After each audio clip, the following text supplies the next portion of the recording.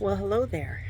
Today is June 3rd, 2023, and as I was out in the garden this morning watering, I got to thinking to myself, I better do a video of a garden tour for everything that's been going on in the garden already this year. If there's a little bit of noise, it's because it's 5 o'clock and everybody's on their way home from work. But let's see what we can do here with this. I'd like to begin with this sign that our neighbors gave us for Christmas last year. Gardening. Cheaper than therapy, and you get tomatoes. How true that is. I know people think that it's a lot of work to grow a garden, and I suppose it is work, but it also is great therapy.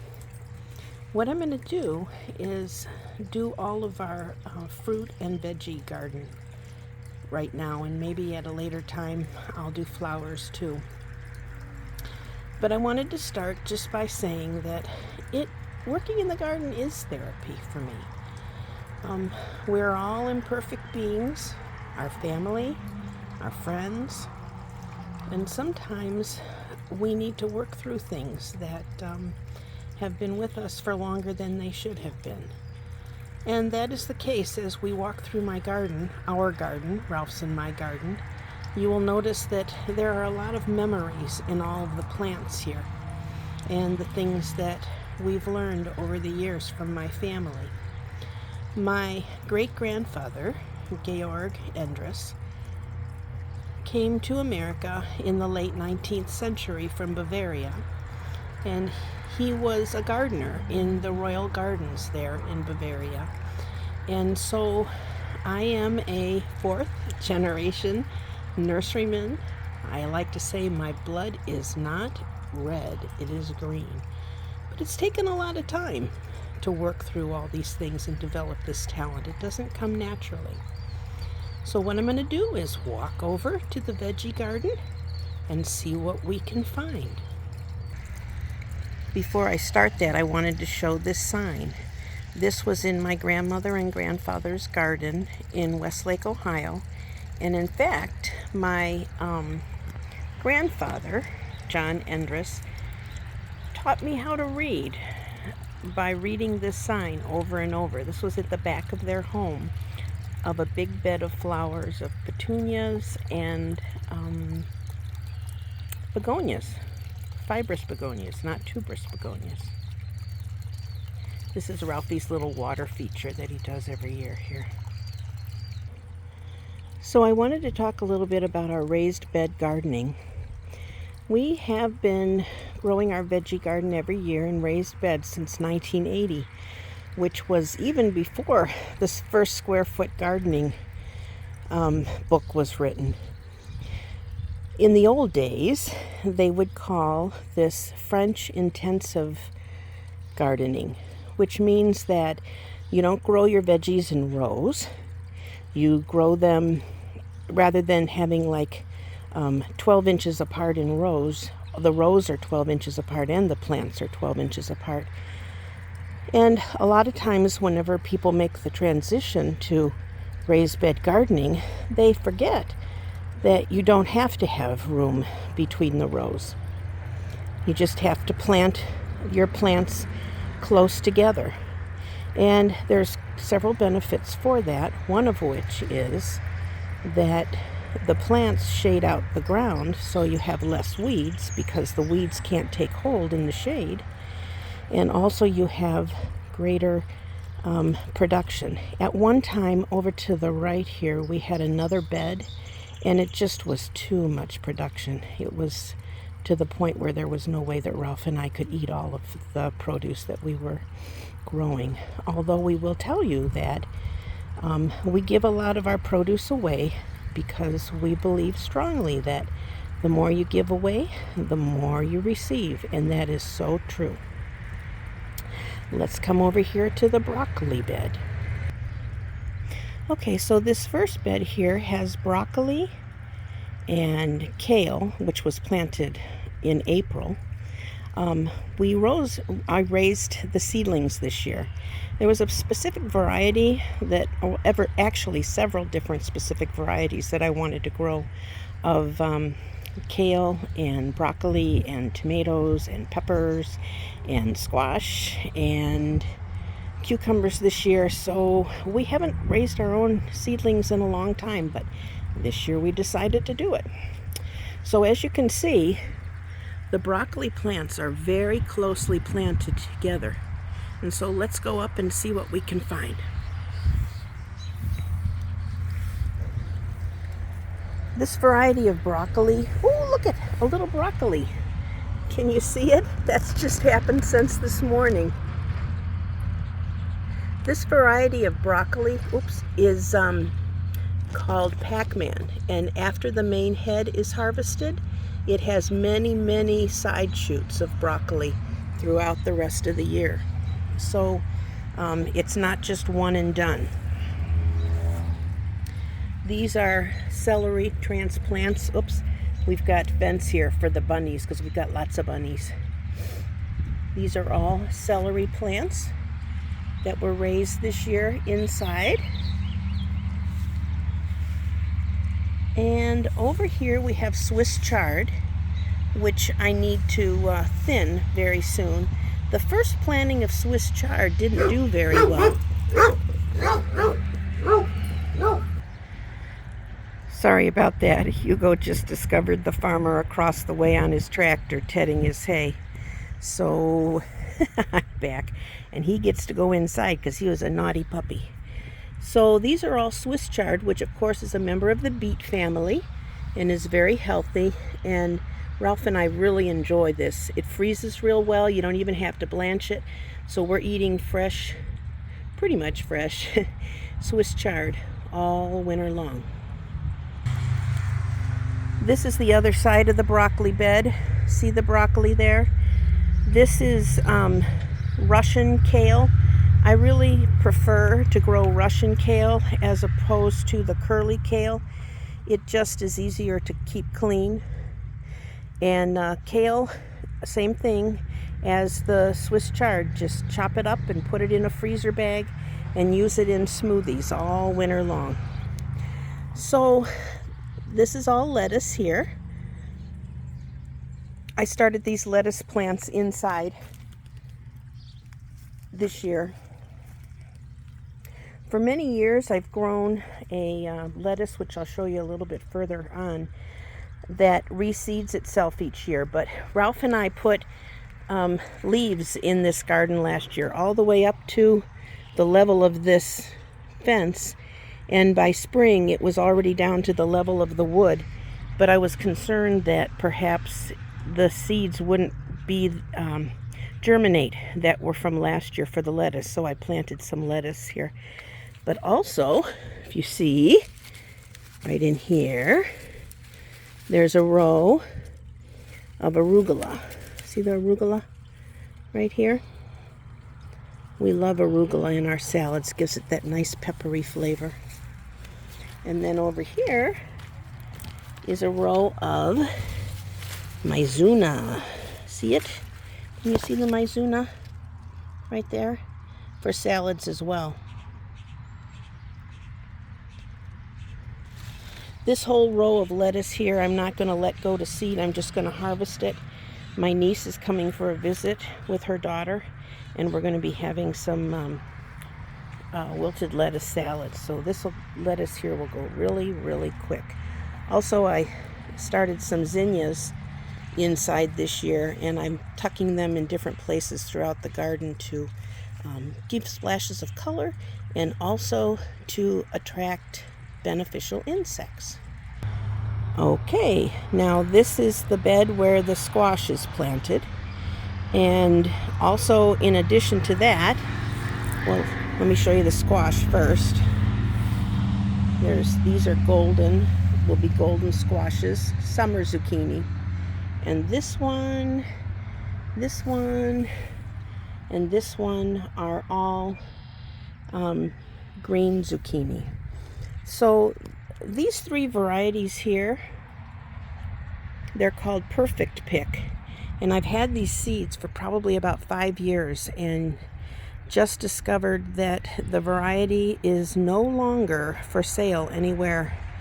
And so these probably are going to be the last year's seedlings for Perfect Pick. But the reason why I love it so much is because when I grow any other kind of zucchini, I have squash vine borers, but whenever I grow Perfect Pick, I never have squash vine borers. The other thing too is that these varieties of squash are parthenocarpic, which means that they don't have to have a male and a female blossom that's pollinated by insects. They produce fruit without having to have to be pollinated. This one little Swiss chard right here was one that came up from last year, and I transplanted it, and it didn't take its transplanting very well. But at least it's, I think, attracting bad insects, which isn't a bad thing either. This is all spinach,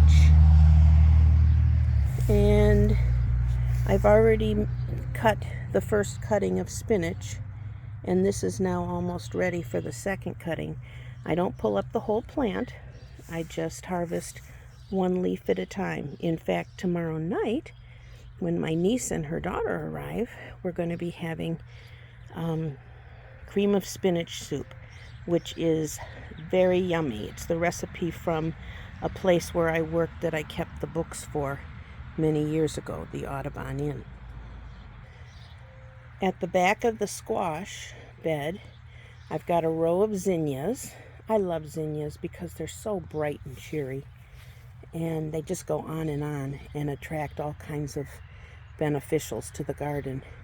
But back there is French breakfast radishes. Let me see if I can find one to show you. Where is it? There they are. Can you see them in there? It's not a round radish. It's an elongated radish. It's not quite as hot as other radishes.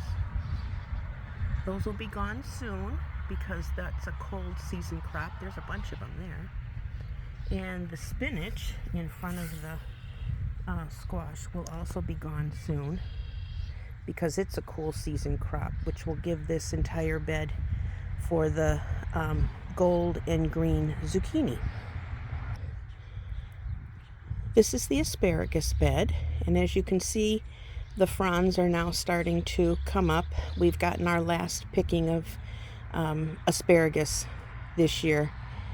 It was a great year for asparagus, but you can't continue to pick them because the fronds give energy to the plants below, and so it's time to keep them growing. So you can see how they're getting tall. But this bed is an interesting bed because asparagus is a spring crop, and if you don't plant other things in here, then you waste all of this space. So if you can see, this is all cilantro, and I have not planted cilantro in years and years. It just reseeds, and I leave it go. In fact, I'm going to be picking some here this evening because we're going to be having some for supper. But you can see there's cilantro all over the place in this bed. And right here I transplanted over some cleome flowers. And so kind of what happens is, whoops, that's a weed. Goodbye, weed. What happens is the cleome will shoot up tall in between the asparagus fronds. So at the top of the asparagus fronds, you'll have beautiful spidery flowers. I also planted some cosmos seed. Oh, there's one that came up. Can you see it? Cosmos is Ralph's favorite flower. He loves how they dance in the wind. So I planted some cosmos seed in here for him, and those too will be dancing above the asparagus fronds. This is the other side of the asparagus bed, and you'll see there's green, red, green, red, green, red, green, red lettuces in here. I purchased these plants because I was so concerned that perhaps we wouldn't have our reseeded lettuce come up. So these are ready to go. I love bib lettuce, nice and crunchy. But these two will be gone soon. I might let these go to seed to see what happens, but we shall see. This long bed here has tomatoes and peppers in it, and you always want to rotate your crops. Tomatoes and peppers and eggplant are all members of the nightshade family, and you do not want to grow them in the same place year to year. So this is where the peppers and tomatoes have ended up this year. Right here are forget-me-nots. A few years ago, Ralph bought me a little package of seeds of forget-me-nots, and they've reseeded every year, and I just move them wherever I want them to go. What's interesting that's happened here is this is an aster that came back up from last year's asters that were planted here. There's a couple more forget-me-nots. And here's I love these little treasure hunts. Here's a little cleome that's come up in there. I have to decide if I want it to stay there or not. And that is a weed. Oh, sorry, Mr. Weed, gotta get you by the roots. So I'm doing something a little bit different with the tomatoes this year. I've always grown indeterminate tomatoes, but this year I'm doing it a little bit different. I'm going to do determinate tomatoes, and determinate tomatoes bear over a shorter period of time than indeterminate do. So what I've done is I have 6 tomato plants, but they each mature at a different time. Like this one right here is 63 days. This one right here is 70 days. This one here is 71. This is 75 days. And this one is the longest. It's 80 days. So longer production over a longer time by planting varieties that mature at different times. You'll notice in here there's some marigolds, and the reason why there's marigolds, and if you see there's another aster that's grown up. I'm looking for snapdragons, because there was snapdragons in here last year too. I think we've got a few, but they're taking a little longer. But the reason why there's marigolds planted, oh, got a dead head here. The reason why they're planted amongst the tomatoes is because marigolds help to from the plants from not succumbing to nematodes. You see over there, see there's some dill along the fence here. I did not plant those seeds. Those reseed every year, and I just pull the ones up that I don't want and leave the ones that I do want. And because they all germinate at different times, I usually have plenty of dill. In fact, I've taken it to church many times for people because I have plenty of dill. Right along here is a row of red onions all along the side here. And you might think that they're planted a little close to one another, and they are, except for I come in and harvest every other one and use them in fresh cooking throughout the summer, allowing the bulbs to mature and get much bigger. You can see, well, you probably can't tell, but these two plants here are really about 6 or 7 inches apart. So I take out this center one and use it in the kitchen. Hey, look it. Here's a little morning glory. I had planted morning glories in a pot here a couple years ago, and they're still coming up.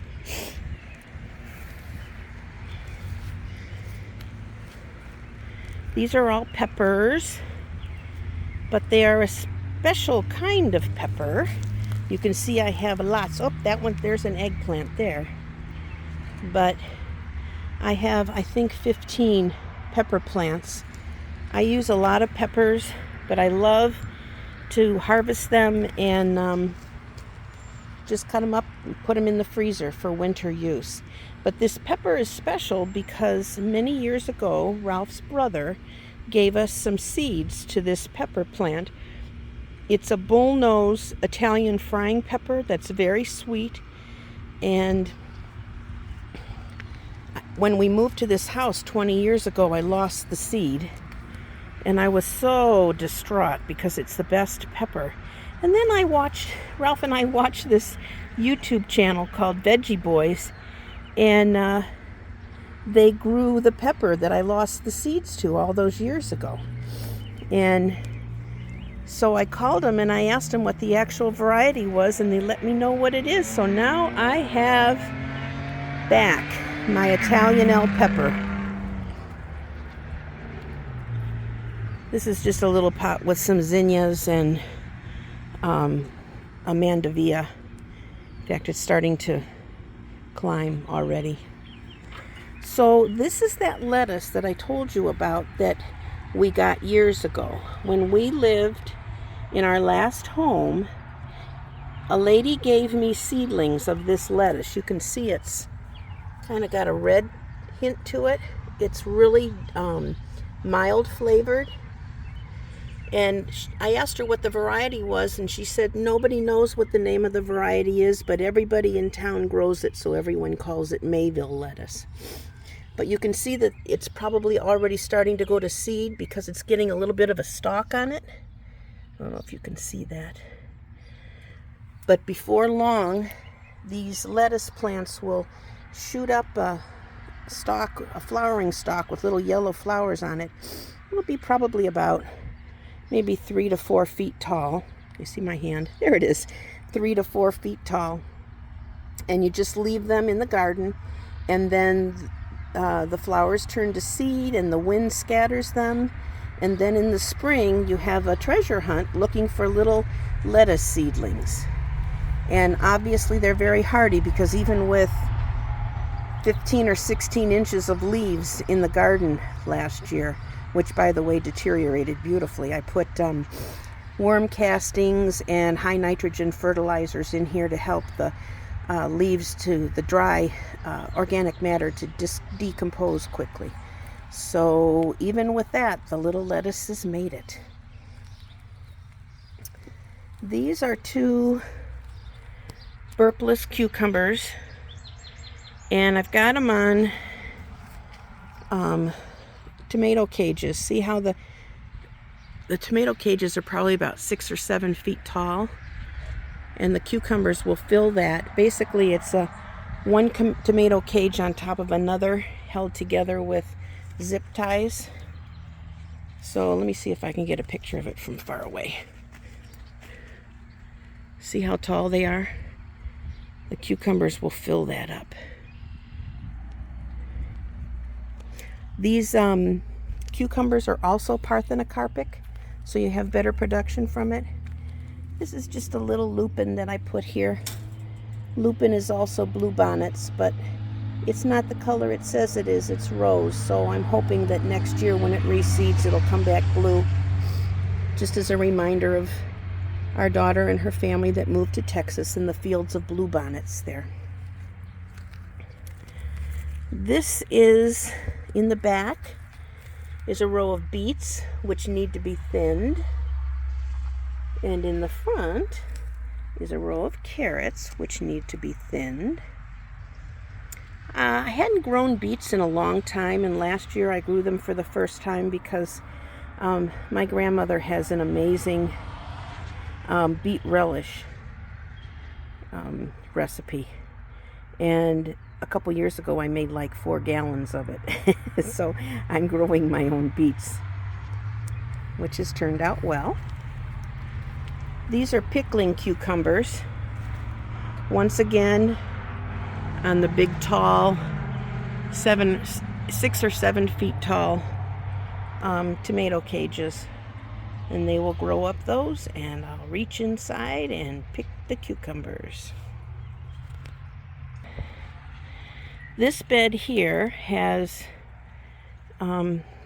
sugar snap peas in it.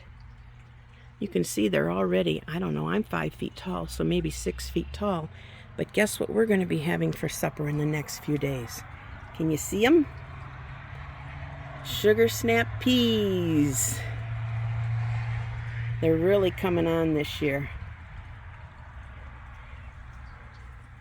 These were planted early in the spring. That's why they're so big right now. After the peas are done, I will be planting pole beans here. I found a variety of pole beans many years ago called Stringless S7. And many times pole beans are kind of woody because they have a string on them, but not this variety. And there I tucked in a few zinnias that I started the seeds of. And all of these onions that are here, same idea. I'll harvest every other one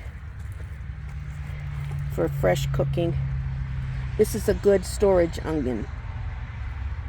So I have onions all winter long. But this is always fun. A little Mizuna plant came up from last year. See it right here? For salads. It's a kind of mustard. But look at this one that came back. It's like a frisee. You know, you have to know what you've got in your garden and watch for all the little varieties. This is a weed. It doesn't belong there. There's a couple weeds. What I like to do is to come out on a nice day and tell myself I'm going to pull 100 weeds, and then I go back inside. I'm going to give you a long shot of how tall the peas are.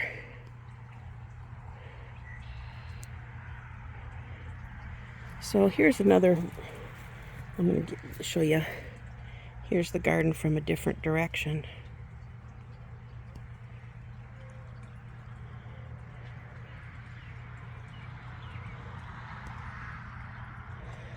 A couple years ago, Ralph bought me this tool rack that we put behind our lilac here along with the wheelbarrow. Got tired of walking all the way around the front, and yes, they're out in the open, but you know what? I've had these tools for so many years, I'm not concerned a little bit about it. We bring them in the winter. Now I'm going to take you over to the fruit trees. Here are the 3 fruit trees in our yard. By the way, I haven't mentioned that we do live in a side-by-side condominium. I can't show you from here, but I will show you. There's 3 buildings, or 6 units, and we have our snow plowing and our lawn maintenance all done, but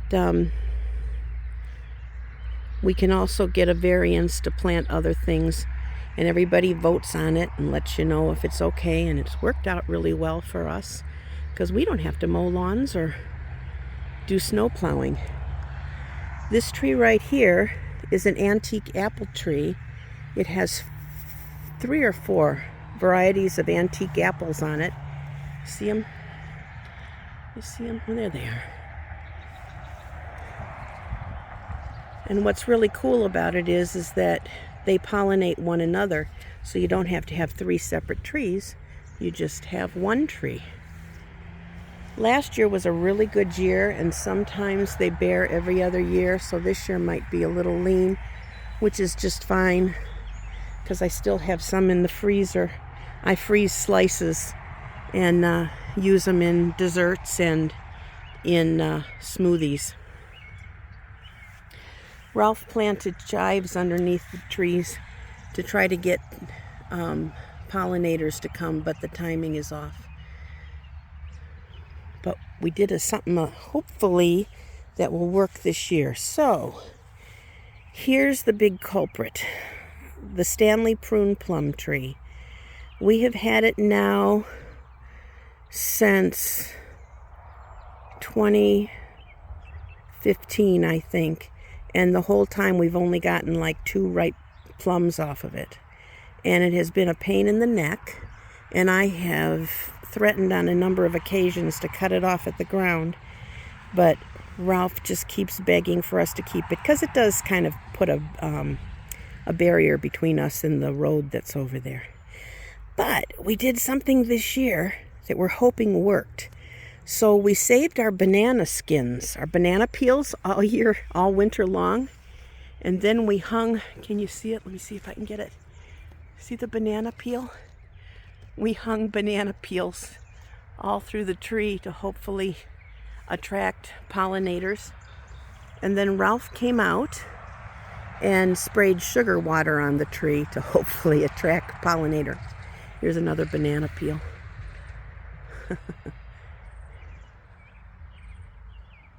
But it's supposed to be self-fruitful, and I've called the people that we've got it from, and they said, yes, absolutely, it should be self-fruitful, but we just don't have the room to plant more. But look at what we have. We've got a bunch of plums coming. Now, having said that, in the past, we've gotten to this point and then they all fell off. But they're looking pretty good this year. They don't look like they're shriveling yet. Look at, they need to be thinned, so I need to get out here and thin them. But right now, I'm just so excited. Look at all of them. Look at all of them. Hoping that those banana peels and sugar water helped, because we sure would like to have some plums. Can't get over it. More. Please, plums. Please don't fall off. They're all over the place. Yes, yes, yes. Oh, there's a banana peel right next to a bunch. See the banana peel? This one here looks like it's not. This one's going to fall off. See how easy it came off? We're hoping, though, that something good happens here. And then finally, we have our pear tree that has 3 different types of pears on it. And we had a really good crop last year. But this year, I'm not so sure what we're going to have. It was kind of a weird, it bloomed really fast. And then it was done. But you can see here's a red variety. Those are so yummy. And here's a Bartlett variety. Can you see them? So we shall see. They really need to be trimmed back, but I decided this year to just let them go and see what happened. And I don't know. We'll see what happens. Okay, last stop, raspberries. Okay, so here's the raspberries along the side of the house. And you can see they're coming on really well. We put a timer for watering on them this year, 15 minutes a day, and it's made a big difference. You can see them all coming on. Hey, Mr. Bumblebee. Can you see Mr. Bumblebee? Where are you? I'm chasing him. There he is. Right there. So I wanted to tell you about these raspberries. Oh, there's a weed. Oh well. Have to know the bitter to enjoy the sweet. So these raspberries are raspberries that were grown by my grandmother in her backyard, back behind her barn on Center Ridge Road in Westlake, Ohio. And the first year that we lived in our first home, 1984, Nana gave me some little plants, raspberry plants, and we planted them in our first home. And then when we moved to our second home, we took some raspberry plants and grew them at our second home. And then when we moved to this home 20 years ago, we planted some here too. And I've given raspberry plants to, I don't know, probably a half a dozen friends. So see, from those first raspberry plants all those years ago Here we are, still growing Nana's raspberries. Well, here I am.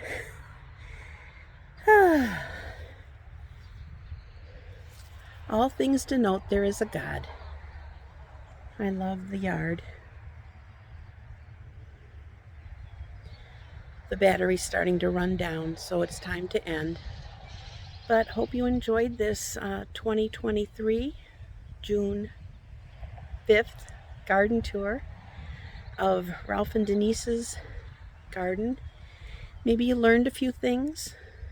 Maybe you're just curious to see what all we do pretty much for our relaxation. I'm really thankful for Ralph and how hard he works. We've been together since we were 14 years old, and he worked at my family's nursery whenever we were dating and for the first few months after we were married. So he has the skills too. Well, everyone, thanks so much for watching. See you next time. Bye.